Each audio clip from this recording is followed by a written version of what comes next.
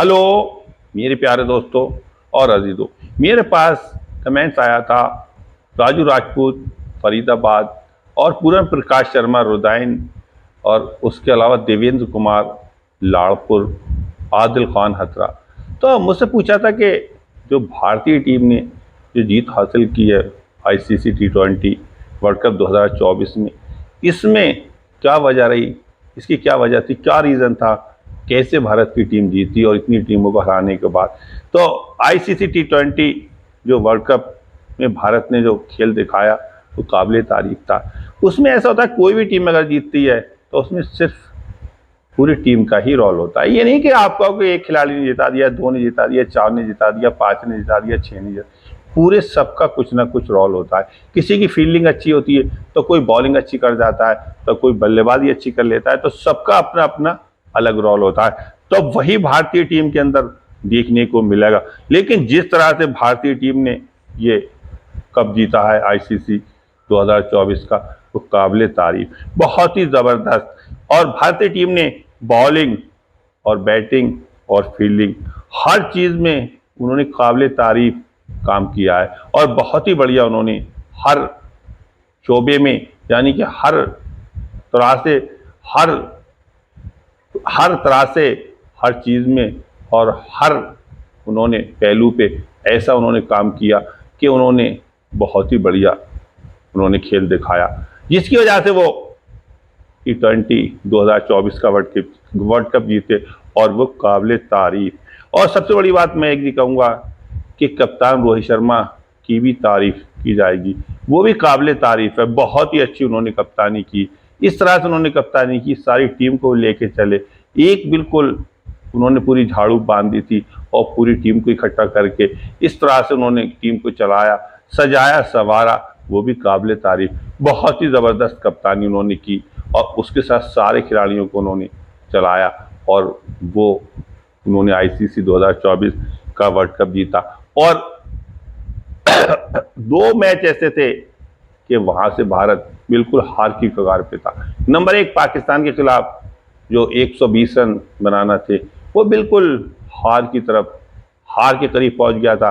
पाकिस्तान का 57 रन पे 10 ओवर में एक खिलाड़ी आउट था और उसके बाद ऐसा लग रहा था वो आराम से मैच जीत लेगी, 15-16 ओवर में मैच को जीत लेगी और 2 या 1 विकेट और गिरेगा, पर ऐसा नहीं हुआ। क्रिकेट अनिश्चितताओं का खेल, इसमें कप्तान का अहम रोल। जिस तरह से उन्होंने बॉलिंग लगाई, उन्होंने बुमराह को शुरू में ओवर नहीं दिया, उन्होंने अर्शदीप से बॉलिंग कराई, बीच बीच में बदल बदल के उन्होंने बॉलों को लगाया, वो भी बहुत ही काबिल तारीफ। इस जगह पे ऐसी कंडीशन में जहाँ की टीम खेल रही हो और कप्तान के हाथ से वो मैच निकल चुका हो और वहां पे जीती हुई बाजी को, बिल्कुल हारी हुई बाजी को जीत में बदलना, वो बहुत बड़ी कला है, वो कप्तान की बहुत बड़ी कला कहलाती है। और वही 2 जगहों पे ऐसा उन्होंने किया।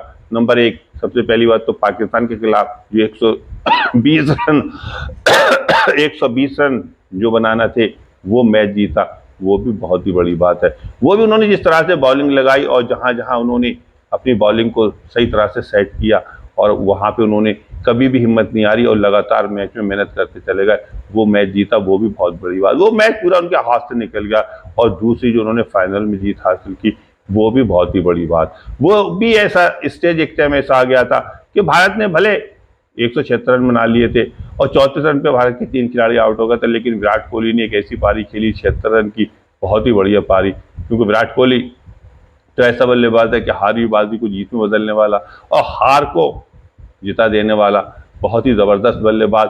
लेकिन ये सारी चीज़ें बात की बात हैं। जब अफ्रीका स्कोर को चेस कर रही थी, एक टाइम ऐसा आ गया था कि उसके 106 रन पे 4 खिलाड़ी आउट थे और उसे जीत के लिए 70 77 78 रन चाहिए थे, लेकिन मैच बिल्कुल बराबर था, 10 से ऊपर का एवरेज था। तो ऐसा लग रहा था कि भारतीय टीम मैच को जीत लेगी, लेकिन मिलर और क्लासन ने पूरा मैच का नक्शा पलट दिया। हाँ, मैं ये जरूर कहूंगा कि 14वां जो ओवर था, 14वें ओवर में अगर कुलदीप यादव ने 14 रन दिए थे तो वहां 14वां ओवर उन्होंने कराया, ठीक है, कोई बात नहीं, 14वां ओवर किया। उसके बाद रोहित शर्मा यहाँ बहुत बड़ी गलती करके गए, उन्होंने 15वां जो ओवर दिया वो अक्षर पटेल को दे दिया, क्योंकि मिलर और क्लासन विकेट पे सेट हो चुके थे और वो अटैक कर रहे थे और स्पिन को इस जगह हर बल्लेबाज मार लेता है, बल्कि बॉलर तक मार लेते हैं। वहां उन्हें वो ओवर नहीं देना चाहिए था और वहां उन्होंने उन्हें अक्षर पटेल को वो ओवर दिया। उस ओवर के अंदर 24 रन गए, तो 2 ओवर में 24 और 14 38 रन 2 ओवर में, यानी कि 4 ओवरों का एवरेज निकाल लिया और पूरे मैच को उन्होंने फिनिश कर दिया। बिल्कुल जीत के नजदीक पहुंच गए थे। वहां उन्हें बुमराह के 3 ओवर बाकी थे, अर्शदीप के 2 ओवर बाकी थे और 3 ओवर हार्दिक पांड्या के बाकी थे, तो उन्हें वहां बुमराह को ओवर लगाना चाहिए था। बुमराह 3 या 4 रन देके एक विकेट ले लेते, जैसे कि उन्होंने अगले ओवर में पांड्या ने लिया, उसके बाद उन्होंने विकेट लिया, तो वो वहां विकेट ले लेते, तो वहां उन्हें लगाना चाहिए था। और अगर विकेट भी नहीं लेते तो कम रन देते तो औसत और ज्यादा बढ़ जाता। और इसी तरह से वो फास्ट बॉलर से बॉलिंग कराते चले आते। अर्शदीप के ओवर 2 बाकी थे, 3 ओवर बुमराह के बाकी थे और 3 ओवर बाकी थे 3 ओवर बाकी थे हार्दिक पांड्या के। तो इस तरह से 8 ओवर बाकी थे और ओवर फेंकना थे सिर्फ 9। तो 1 ओवर कोई बात नहीं है, वो इस तरह से अगर फास्ट बॉलर से ही बॉलिंग कराते चले जाते और विकेट निकल जाते तो हो सकता है कि वो 19 से 18 ओवर में ही ऑल आउट हो जाती। और अगर 18 या 19 ओवर में ऑल आउट नहीं होती तो रन औसत इतना ज्यादा हो जाता कि आखिरी ओवर में 25 या 30 के आसपास होते, तो वो नामुमकिन एक स्कोर होता है, वो बहुत ही मुश्किल। और उस जगह मिलर और क्लासन का तो कोई सवाल ही नहीं, क्योंकि उनका विकेट निकल चुके होते, बाद में बॉलर रह जाते, 8 या 9 विकेट हो गए होते, फिर बहुत ही मुश्किल हो जाता है। वहां बहुत ही बड़ी गलती की थी उन्होंने, जो 15वां ओवर उन्होंने जो दिया था अक्षर पटेल को, वो पूरा मैच का टर्निंग पॉइंट था। वहां से मैच पूरा हाथ से निकल गया था और वो मैच 24 रन पूरा मैच को निकाल के ले गया, पूरे मैच को उसने फिनिश कर दिया। फिर बचा ही क्या था, 29 गेंदे 27 रन और उनके 6 खिलाड़ी बाकी थे और क्लासन और मिलर विकेट पे मौजूद थे।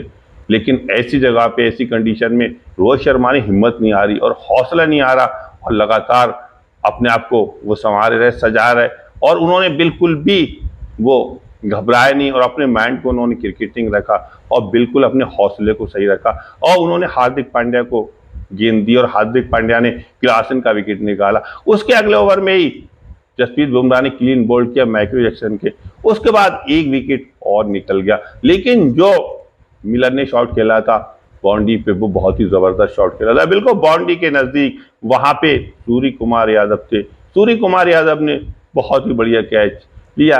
खैर मैं समझता हूं कि कैच उन्होंने उछलते हुए कैच लिया, बाउंड्री के अंदर चले गए थे, कैच बाहर था, लेकिन फिर बाहर आके उन्होंने उसे कैच ले लिया। ऐसे कैच मैच को जिता भी देते हैं और ऐसे कैच मैच को हरवा भी देते हैं। लेकिन अगर सूर्य कुमार यादव की जगह हार्दिक पांड्या होते, और हार्दिक पांड्या तो बिल्कुल बाउंड्री के अंदर भी बाहर भी कैच चला जाता, वहां से कैच को लेके और बाहर को फेंक के बाहर आके कर लेते, वो और भी जबरदस्त फील्डर है। और ऐसे ही रविंद्र जडेजा बहुत ही बढ़िया फील्डर, तो बहुत ही बढ़िया वो कैच था। वो कैच मैच का टर्निंग पॉइंट बन सकता था। अगर वो कैच अगर छूट जाता वहां से और वो हाथ में लग के 6 रन चले आते, या वो अगर ड्रॉप हो जाता वहां 2 रन मिलते, तब भी वो मैच को हार सकते थे। लेकिन कैच, एक ऐसा कैच इस जगह पे, ऐसे मोड़ पे, ऐसे बल्लेबाज का कैच जो कि पूरे मैच को फिनिश कर दे। आईसीसी 2024 का वर्ल्ड कप सिर्फ एक कैच की वजह से, चाहे वो अफ्रीका के पास आता, चाहे वो इंडिया के पास उस कैच ने आईसीसी वर्ल्ड कप 2024 का रोहित शर्मा के हाथ में दिलवा दिया। बहुत ही बढ़िया कैच, ऐसे कैच मैच को जिता देते। और मैच जो कैच ऐसे होते हैं वो मैच का टर्निंग पॉइंट होते हैं। ऐसी जगह पे अगर आप कैच छोड़ दोगे तो मैच कभी नहीं जीतोगे। छोड़ो कैच और हारो मैच, पकड़ो कैच और पकड़ो मैच, छोड़ो कैच, छोड़ो मैच और पकड़ो कैच, जीतो मैच। ये कहावत बिल्कुल सही है। अगर आप कैच ड्रॉप कर रहे हैं तो आप क्रिकेट में कभी कामयाब नहीं होंगे। और यहीं पे अगर कोई पाकिस्तान का अगर कोई फील्डर होता तो वो कैच को ड्रॉप कर देता, उसके हाथ में लग के 6 रन के लिए गेंद बाउंड्री लाइन के बाहर जाती। ऐसे ही एक उन्होंने सेमीफाइनल में राहत अली ने कैच ड्रॉप कर दिया था शेन वाटसन का, बहुत ही आसान था कैच, उसके बाद उन्होंने पूरा मैच फिनिश कर दिया। जबकि वास्तव राहत अली टीम में कभी पाकिस्तान की नहीं है, जबकि वो अच्छे बॉलर थे, उसके बाद से वो कभी टीम में नहीं आए। कुछ कैच ऐसी जगहों पे, ऐसे फाइनल, सेमीफाइनल और ऐसे जो मैच बिल्कुल फाइट में बराबर, वहां अगर ड्रॉप कर दिए जाते हैं तो वो पूरे मैच को लेके, एक कैच पूरे मैच को लेके चला जाता, पूरा आईसीसी T20 2024 का वर्ल्ड कप को ही ले जाता। बहुत ही जबरदस्त कैच, ऐसी जगह पे हौसला और हिम्मत नहीं आ रहा जाता है, तभी आप कामयाब हो सकते हो। और बहुत ही बढ़िया कप्तानी की रोहित शर्मा ने, बहुत ही जबरदस्त, उन्होंने अपने आप को संवारा और सजाया और ऐसी कंडीशन में लेके आए कि उन्होंने वहां से उन्होंने मैच को बिल्कुल हिम्मत नहीं हारी और मैच को उन्होंने अपनी तरफ खींचने की पूरी कोशिश की, लेकिन वो कैच बहुत ही जबरदस्त कैच था। रोहित शर्मा ने जिस तरह से कप्तानी की और उन्होंने वो काबिल तारीफ, और जिस तरह से उन्होंने बॉलिंग लगाई और जिस तरह से उन्होंने बॉलिंग कराई हर मैच में, वो भी बहुत ही बढ़िया। और शुरू से लेकर आखिर तक वो विन रहे, अजय रहे, यानी कि वो किसी मैच में भी उनकी टीम लूज नहीं, किसी मैच में भी नहीं हारी। ऐसा बहुत ही कम देखने को मिलता है, क्योंकि श्रीलंका की टीम जरूर 1996 के जो ओडीआई वर्ल्ड कप था वो एक से लेके सारे मैच आखिर तक जीती थी, फाइनल तक। उसने जरूर एक ये कारनामा किया, उसके बाद ये बहुत ही बड़ा कारनामा जो किया है T20 2024 में, ये रोहित शर्मा ने किया है। और वो भी सबसे बड़ी तारीफ की एक बात ये कि उनका अपना होम ग्राउंड नहीं था, दूसरे के होम ग्राउंड पे दूसरे की जगह पे खेलना और जीतना, ये बहुत बड़ी बात है। और जिस तरह से अर्शनदीप और बुमराह और पांड्या ने गेंदबाजी की, वो बहुत ही बढ़िया, वो बहुत ही काबिल तारीफ। वैसे तो कुल मिला के भारतीय बल्लेबाजों ने तो कोई खास इतनी अच्छी बल्लेबाजी नहीं की, कभी कभी एक दो पारी अच्छी खेल गई, जैसे रोहित शर्मा ने 2 पारी अच्छी खेल दी, 92 रन की पारी, 157 रन की पारी। विराट कोहली ने फाइनल में बहुत अच्छी पारी खेल दी, 137 रन की पारी खेल दी। सूर्य कुमार यादव ने 2 या 3 पारी अच्छी खेल दी, और ऐसी पारी। लेकिन जो नीचे का पार्ट था, नीचे का पार्ट जिसमें के अक्षर पटेल और हार्दिक पांड्या और उसके अलावा रवींद्र जडेजा, इन्होंने जो 25-25, 30-30 रन बनाए, उन्होंने बहुत अहम रोल अदा किया। उन्होंने बहुत ही भारत को बहुत ही आसानी दी, एक ऐसी स्कोर की तरफ पहुंचा दिया कि वहां से भारत बॉलिंग और फील्डिंग अच्छी करे तो मैच को जीत सकती है। बहुत ही बढ़िया उन 3 जो भारतीय तिगड़ी थी उसने अपना अहम रोल अदा किया, और भारत की जो जीत थी वो भारत की जीत के काबिल ही थे रोहित शर्मा। उन्हें ही जीतना चाहिए था, जिस तरह से उन्होंने टीम को लेके चले और टीम को संवारा सजाया, जिस तरह से उन्होंने किया वो बहुत ही काबिल था। भारतीय टीम ने जिस तरह से जीत हासिल की है, उसमें सबसे बड़ा जो भारतीय टीम का जो अहम रोल रहा है वो बॉलरों का रहा है। बल्लेबाजों ने कोई इतनी अच्छी बल्लेबाजी नहीं की, एक आध पार्टनरशिप अच्छी हो जाती थी, जैसे कि फाइनल में विराट कोहली की पार्टनरशिप अक्षर पटेल के साथ जो पार्टनरशिप हो गई, उसके बाद छोटी छोटी जो पारियां खेली बल्लेबाजों ने, वो मैच को 170 या 80 के आसपास ले जाती थी। लेकिन सबसे बड़ा जो मेन हथियार था भारत का वो था बॉलिंग। बॉलिंग में उनके स्पिनर ने भी अच्छी गेंदबाजी की, उनके फास्ट बॉलरों ने भी अच्छी गेंदबाजी की, और लेकिन फाइनल में स्पिनरों ने जरूर मायूस किया। उन्होंने रन भी दिए और विकेट भी नहीं लिए, और फाइनल में उनके तीनों फास्ट बॉलरों ने बहुत ही अहम रोल अदा किया और पूरे मैच को उन्होंने ही जितवाया। बहुत ही बढ़िया जीत हासिल की।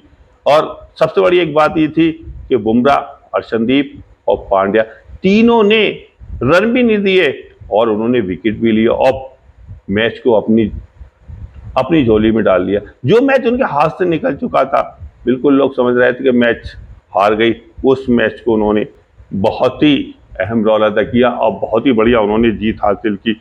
और बाद के जो 3 बल्लेबाज खेलते थे, जो निचला पार्ट था वो खेलते थे, वो बहुत ही बढ़िया, जैसे कि हार्दिक पांड्या, रवींद्र जडेजा, अक्षर पटेल, 20-20, 25 रन, वो बहुत ही अहम रोल था।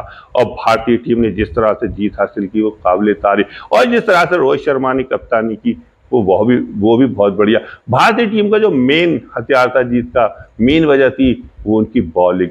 फास्ट बॉलर उनके पहले कभी अच्छी गेंदबाजी नहीं करते थे, पहले उनके फास्ट बॉलर अच्छी गेंदबाजी कभी नहीं कर पाते थे, क्योंकि जो ओपनर बल्लेबाज और वन डाउन होते थे उनके फास्ट बॉलर पे अटैक करते तो इतना स्कोर कर लेते थे कि स्पिनर हमेशा से अच्छे होते थे। स्पिनर जब आते थे, जब तक वो काम कर देते थे अपना और वो मैनेज कर लेते थे। तो इस बार ये देखने में आया कि फास्ट बॉलर ने बहुत ही अहम रोल अदा किया है और उन्होंने भारतीय टीम को जीत की तरफ पहुंचा। ये भारत के लिए